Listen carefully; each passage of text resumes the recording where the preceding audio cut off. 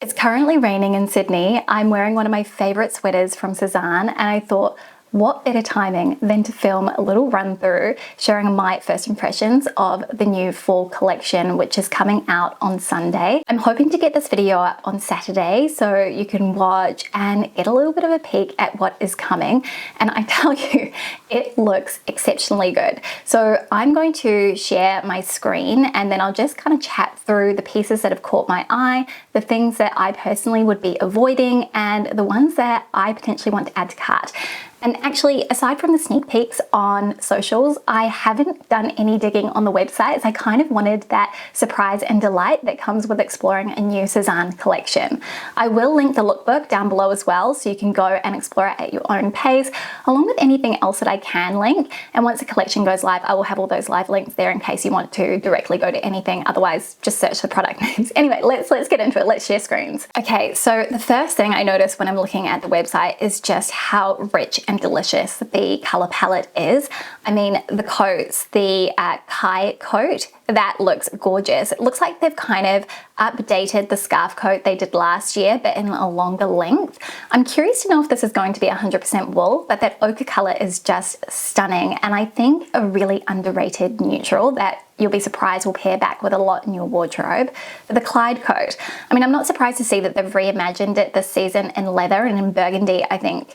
I mean, burgundy always comes around every year in some iteration or another. And also the other thing I'm kind of excited to see front and center is their new Gary bag. And I don't know if you have noticed this, but I found a lot of brands, particularly these more French focused brands, are doing these bucket style handbags, but just their own take. And this one is pretty interesting, particularly the way that the strap is kind of looped into the sides of the bag. It makes me wonder how you can adjust or change the look of it. But the glossy finish, that'll be quite delicate if my experience with Sezane leather bags is anything to go by. Here we go. So we've got a better look at that Kai coat, and yeah, I mean, really nice length. I quite like a long coat because it's pretty dramatic. I think also this Amira Jacket, I have a pair of leather pants from Sezane, total side tangent, but I think the Damon trousers, and the leather is exquisite. They're such a beautiful trouser, and I think that Sezane's leather pieces are underrated, but of course the price point's always quite high. So you can see for this cropped leather jacket, $395 US, and then for the Clyde coat, $595 US. So we're kind of nearing almost 1,000 Australian dollars for a long leather jacket, which is kind of what I'd expect for more of a premium brand. So it's not surprising, but definitely one of those things that'll give you pause before you kind of pull the trigger. One that, you know, I'd be waiting 30+ days before buying. The Megan jumper looks nice. I'm assuming this is probably going to be some kind of eco-vero lensing blend. The Bruna mules, okay. Here's my hot take on peep toes. I'm not a huge fan of this kind of teensy peep toe effect, and it looks like that's what the Bruna mule is. I also think these fully covered mules can be a little bit fussy to wear, and they've got a really high block heel, so instantly I'm kind of ruling those out as something I would even consider because I'm not walking around in heels that high anymore.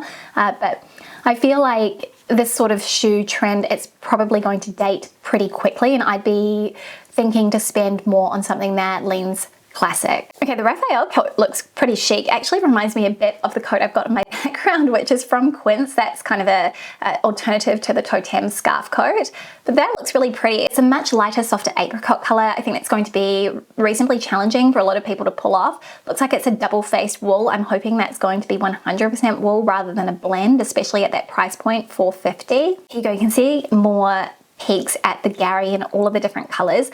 I love it in the chocolate suede. I think that is stunning, so rich, so much depth, though suede, that's a whole other thing when it comes to wardrobe care and maintenance. I love it, and seeing the size difference between the maxi and the regular, I'd probably be more inclined to go for the maxi. Overall, I've been really impressed with the quality of Sezane's bags. I don't know if that's changed much recently as I haven't ordered any of their new styles, but I'd definitely be curious to see what that one's like in person. Oh, Paxton jacket, that looks cute. Okay, the Clyde coat in chocolate.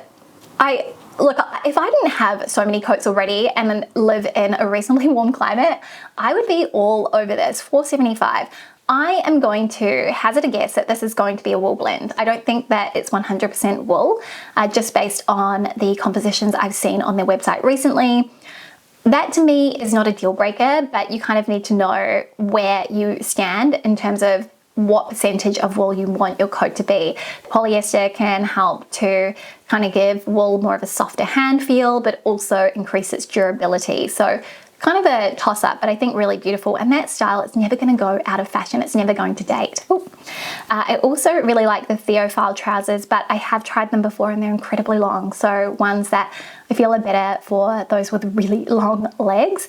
On me, I feel like I had about this much length at the hem, and it was just too much. So I ended up returning those. The Hugo jumper looks really nice. I love that color, but I don't think this is going to suit everyone. It's very warm toned, and this is probably going to be a polyamide blend, and with mohair, it's not going to wash well. I would avoid. Personally, I have a rule of thumb where I will only get knitwear from Sezane if it is 100% natural fibers, or if it's one of the Eco Vero lensing pieces, as those actually do wash and wear very well. Okay, Lou bag. This is very chic and cute. Quite like that, and the fact that it's got the zip up closure on the top, from what I can tell, that'll be nice and secure. Leanne boots. See, I'm just going to covet and lust over everything in this collection. They've really nailed it. Sezane do autumn and winter so incredibly well. It's always my favorite. The Leanne boots, I definitely will be adding to my wish list. I think this color is wrong for me because it's quite red toned, and I don't love my browns to be so red toned, but absolutely stunning. Nice walkable heel and that sharp toe. The Jude cardigan looks like an update on the Tituan, and that one is sort of cropped above the hip. So if you're wider at the hips, it is going to really highlight that. If this is anything like that, it's either going to be 100% cotton or 100% merino wool. And it looks like it has a similar finish to the Betty. So that's very promising. I think that is definitely one worth taking another look at. Okay, here's a closer look at the Paxton. Look, I think this is cute, but I don't think that this is the most versatile design. It's not the most classic. I think you might fatigue of that knot detail at the collar, so I would be giving that one a miss. The Amelia shirt, that is a big exaggerated collar. It's not really my style, but I think it's been executed really nicely here. The finish, how you can kind of see that ruffled collar. It would be nice to get a closer look at it. Further down, here we go. Yeah, you can also see that there's that ruffled detail along the cuff too, and that's always something that Sezane tend to focus on. It's these really beautiful details. I'm assuming this is going to be 100% cotton, and it looks like it's quite a thick cotton too, because I feel as though it's fully opaque. The Orlan skirt, that is jaw-droppingly gorgeous. I love this check print. I'm going to assume that that is a wool. Maybe it's a viscose blend. It's sometimes hard to tell. Has really lovely movement in the studio image here. And these Leona ankle boots, those look really chic too. One thing I found in the past with Sezane shoes, especially these kind of booties that they did, is that they had more of a chunky profile, whereas these look quite sleek. And being in that dark suede, I feel like they're going to feel reasonably low maintenance. Okay, a few more pieces here. We can see a bit of an update to the Milo, which I'm gonna say I don't love the patchwork ones. I'm really sorry, please don't come for me if you love them, but a bit too kind of gypsy inspired for me, I would say, bohemian. I like the Yasmin skirt though. That is really lovely, beautiful shape, and that's going to be incredibly flattering.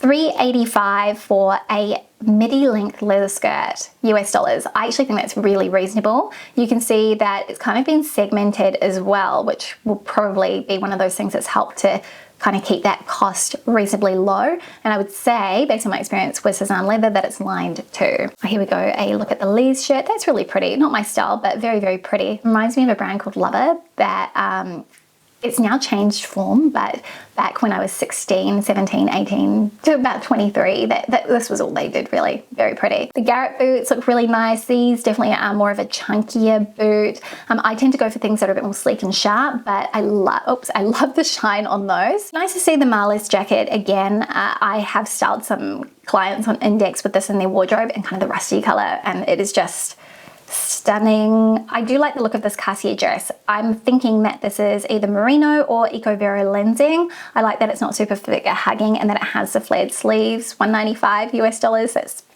pretty standard. Okay, so word of warning, the Will jacket is coming in leather, and I think it's already live on the site, and I think it is very nice, but I know for a fact, if you live in the US in particular, you can get something so similar to this for a fraction of the price. The Quince one is, I think it's around 100 US dollars as opposed to $3.35. The details are ever so slightly different, but it can be a toss-up if budget is your main concern for the season. It looks really beautiful, really glossy. for the will, I would usually recommend sizing up, one to get a little bit more of a relaxed feel, or going with your usual size for something more traditional. These Serena high heels are cute. Are they a kitten heel or not? It's hard to tell. The Nora cardigan, I think that's pretty, but also it's very boxy looking and will be very difficult to pull off. I suspect it's 100% cotton though. This, oh, I'm so drawn to houndstooth. Every single time I see it, I just want to add it to my wardrobe. How lovely is this Sezane jacket? I think that's something I will probably add to my wish list because I love pieces like that, particularly ones you can wear more so as a top, living in more of a milder climate. And I quite like the styling here, how you've got a larger scale check with one that is, or larger scale houndstooth with one that is a little bit more micro in scale. The blouse that they've styled it with here too looks very interesting, though they've got no details about that on here. $2.15 for that price. Look, I would say that this is probably some kind of a wool blend. It looks like it's got a really nice smooth finish to it. Those snap closures, yeah, so going to be really easy to take on and off. A nice little layering piece. This Nicholas jacket, the second I saw this, I immediately thought of the Australian brand Assembly label. They have something almost identical to this at a much lower price. It's 100% wool. I'm going to link it down below because I just think it's interesting. When you see these trends in terms of silhouettes, this is definitely something, a style I think we're going to see a lot of in the season ahead. Oh, the Lucie dress, they brought it back and in gingham. Okay, so this is always kind of one of those sellout pieces. I hope they give you a better look at it, but it's essentially a pinafore style A-line dress, really cute for layering, and in the gingham, really pretty. I love gingham, but I never wear it as much as I want. Oh, here we go. There's a better look at that jacket. Yeah, that looks quite boxy, very cool. And the Nicholas again.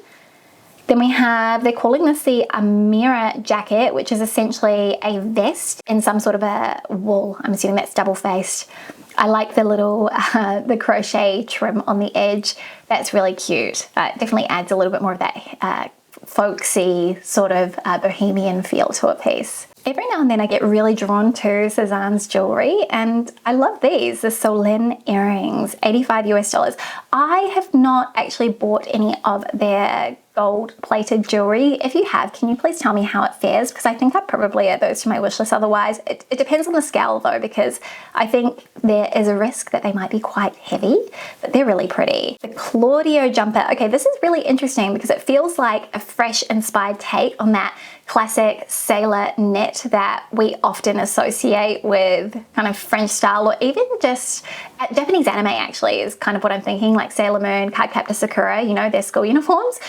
But this is interesting because it doesn't feel costume-like. I assume this is 100% merino wool based on the look of it. It reminds me a lot of the kind of Sammy jumper from last year. I think that's really cute, actually. I'd like to see the back of it. That's always my complaint about, oh, here you go, here's a side view. You can see the little caped detail. A nice way to add that layered element. The Corey jumper, oh, okay. That is stunning, that rosewood color. Gorgeous, chic.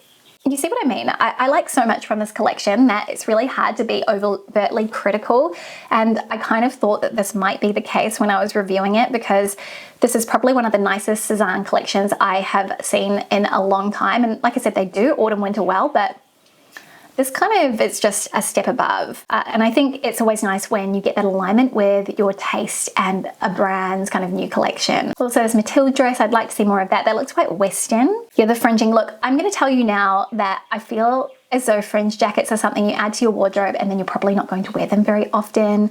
Especially in suede, it kind of does have that heavy costume element and needs very specific styling in order to dial it down and kind of align it with your style. The Stefania babies are really sweet. They probably wouldn't be going for them in velvet, as I find that this is a fabrication that doesn't give very much at all. Not ideal for those with wide feet. The Milan blouse, oh, okay, this is so pretty. That I'm definitely adding to my wish list, because I could do suede in that sort of styling where you've got your arms bared, particularly here, and I would love to wear that with kind of a white trouser, something that's possibly got a slimmer fit to it. Okay, that would be really nice. Oh, it looks like we've got that skirt I mentioned earlier here, but just in a different color, or is that the lighting? It's hard to tell. We have a new jacket, the Terry jacket. That looks quite cute, very glossy, though this is probably going to have some sort of a polyurethane coating on the exterior. So once that wears away, you're going to have an issue with this jacket. That is if it is leather with a coating. If it is just PU leather, even if it's some sort of high-grade PU leather, I would probably avoid that one, because once it starts to wear, it's going to look absolutely dreadful.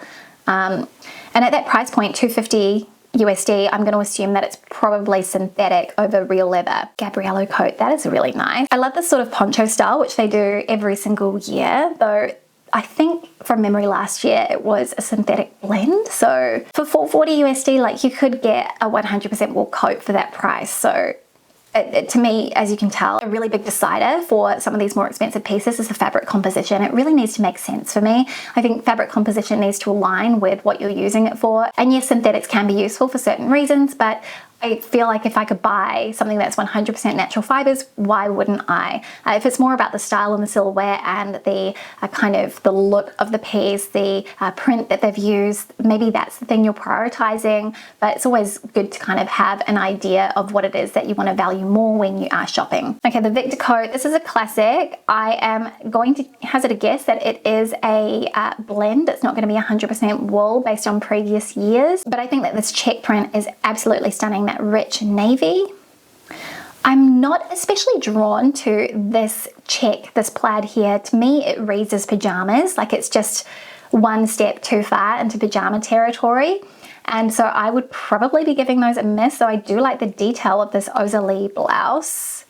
Oh, here's a look at the boots. Okay, talking about the boots, the ones that are really on my wish list are these Garance ankle boots. I'm definitely going to be buying a pair of those because I like the higher shaft, the low walkable heel, and that slim profile to them. They look utterly chic, and the price point is decent too, $260 US.